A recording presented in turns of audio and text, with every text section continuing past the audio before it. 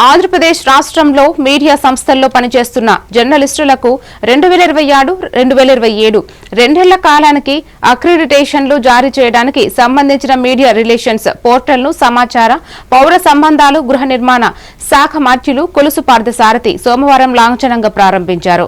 అమరావతిలోని ఏపీ సచివాలయం ప్రచార విభాగంలో జరిగిన మీడియా సమావేశంలో సమాచార శాఖ సంచాలకులు కెఎస్ విశ్వనాథన్తో కలిసి మంత్రి ఈ పోర్టల్ను ప్రారంభించారు. గతంలో జారీ చేసిన అక్రిడిటేషన్లు గడువు ఈ నెల నవంబర్ 30తో ముగియనున్న నేపథ్యంలో రాబోయే రెండేళ్ల కాలానికి నూతన అక్రిడిటేషన్ జారీకి దరఖాస్తులు ఆహ్వానిస్తున్నారు.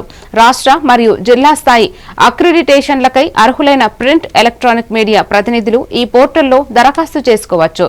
పోర్టల్లో దరఖాస్తు చేసుకున్న జర్నలిస్టులు తమ అప్లికేషన్ స్టేటస్ ను కూడా ఈ వెబ్సైట్ ద్వారా తెలుసుకోవచ్చు. దరఖాస్తు చేసుకునే విధి విధానాలను మంగళవారం పత్రికా ప్రకటన ద్వారా తెలియజేయనున్నారు.